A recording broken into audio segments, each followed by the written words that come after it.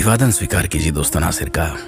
आज की कहानी तो नहीं कहूंगा, इसे सत्य घटना पर आधारित है ये। मैडम, आप मेकअप क्यों नहीं करती? टीचर सुश्री रानी सोयामोई कॉलेज के छात्रों से बातचीत कर रही हैं। उन्होंने कलाई घड़ी के अलावा कोई आभूषण नहीं पहना था। सबसे ज्यादा छात्रों को आश्चर्य हुआ कि उन्होंने फेस पाउडर तक का भी इस्तेमाल नहीं किया। भाषण अंग्रेजी में था। उन्होंने केवल 1 या 2 मिनट ही बोला, लेकिन उनके शब्द बड़े दृढ़ संकल्प से भरे थे। फिर बच्चों ने उनसे कुछ सवाल पूछने शुरू किए। आपका नाम क्या है? मेरा नाम रानी है। सोयामोई मेरा पारिवारिक नाम है। मैं ओडिशा की मूल निवासी हूँ। और कुछ पूछना है? दर्शकों में से एक दुबली पतली लड़की खड़ी हुई। पूछो बच्चे, पूछो। मैडम, आप मेकअप क्यों नहीं करती? टीचर का चेहरा अचानक पीला पड़ गया। उसके पतले माथे पर पसीना आ गया। उनके चेहरे की मुस्कान फीकी पड़ गई। दर्शक अचानक चुप हो गए। उन्होंने टेबल पर रखी पानी की बोतल खोली, थोड़ा सा पानी पिया, फिर उसने धीरे से छात्र को बैठने का इशारा किया और फिर वो धीरे से बोलने लगी। तुमने एक परेशान करने वाला सवाल पूछा है, एक ऐसा सवाल जिसका जवाब एक शब्द में नहीं दिया जा सकता। मुझे जवाब में तुम्हें अपनी जीवन कहानी सुनानी होगी। मुझे बताओ, क्या तुम मेरी कहानी के लिए अपने कीमती 10 मिनट निकालने को तैयार हो? तैयार? मेरा जन्म उड़ीसा के एक आदिवासी इलाके में हुआ था। कलेक्टर ने रुककर दर्शकों की ओर देखा। मेरा जन्म कोडरमा जिले के आदिवासी इलाके में एक छोटी सी झोपड़ी में हुआ था, जो मीका खदानों से भरी हुई थी। दोस्तों, मीका यानी इसे हम माइका भी कहते हैं और जिसे अभ्रक कहा जाता है। वैसे मेरे पिता और माता खनिक थे। मेरे 2 बड़े भाई और एक छोटी बहन थी। हम एक छोटी सी झोपड़ी में रहा करते थे, जिसमें बारिश होने पर पानी टपकता था। मेरे माता पिता कम वेतन पर खदानों में काम करते थे, क्योंकि उन्हें कोई काम नहीं मिल पाया था। वो बहुत गंदा काम था। जब मैं 4 साल की थी तब मेरे पिता, माता, 2 भाई कई बीमारियों के कारण बिस्तर पर पड़े थे। उस समय उन्हें ये नहीं पता था कि ये बीमारी खदानों में मौजूद घातक मीका धूल को अंदर लेने से होती है। जब मैं 5 साल की थी, मेरे भाई बीमारी से मर गए। एक छोटी सी आह भरकर कलेक्टर ने बोलना बंद कर दिया और अपने रुमाल से अपनी आंखें पोंछ ली। ज्यादातर दिनों में हमारा भोजन सादा पानी था और 1 या 2 रोटी हुआ करती थी हमारे पास। मेरे दोनों भाई गंभीर बीमारी और भूख के कारण इस दुनिया से चले गए। मेरे गांव में डॉक्टर तो छोड़िए, स्कूल भी नहीं था। क्या आप ऐसे गांव की कल्पना कर सकते हैं जहां स्कूल, अस्पताल या शौचालय ना हो, बिजली ना हो? एक दिन मेरे पिता ने मेरा भूखा, चमड़ी और हड्डियों से लथपथ हाथ पकड़ा और मुझे टिन की चादरों से ढकी खदान में ले गए।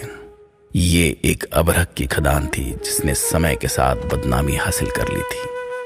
ये एक पुरानी खदान थी जिसे खोदा गया और खोदा गया और खोदा गया, जो अंतहीन रूप से पाताल में फैली हुई थी।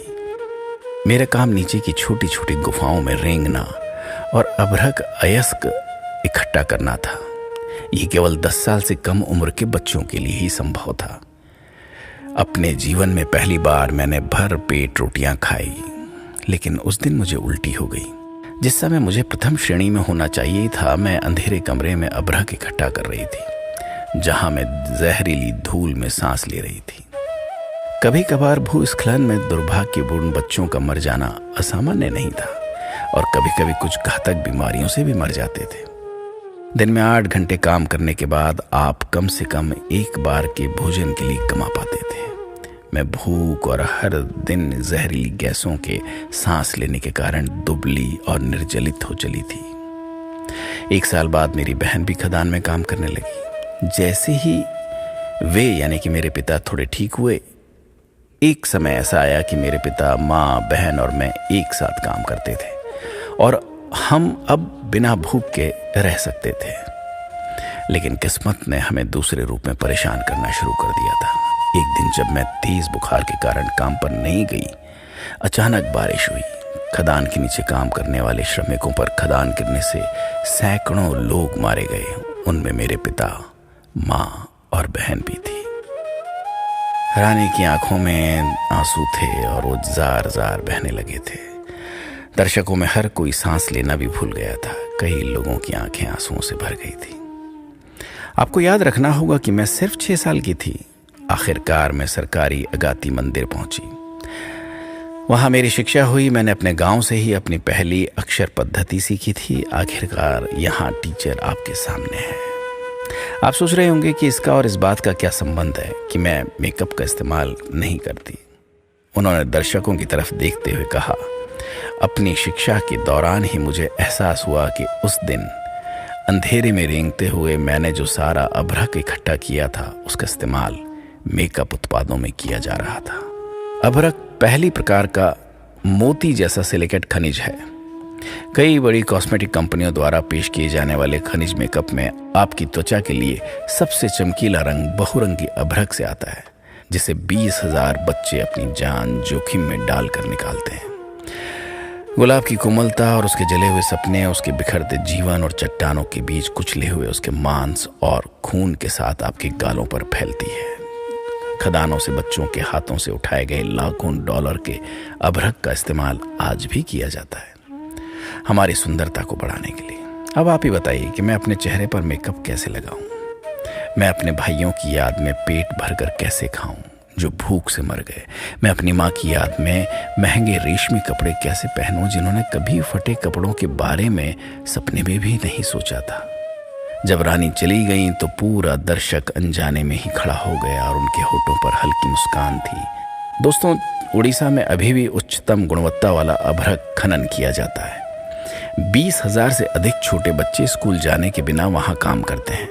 वे मर जाते हैं, कुछ भूस्खलन में और कुछ बीमारी से। कई साल बाद वो महिला भारत गणराज्य की पहली नागरिक बनी, महामहिम द्रौपदी मुर्मू, भारत गणराज्य की राष्ट्रपति।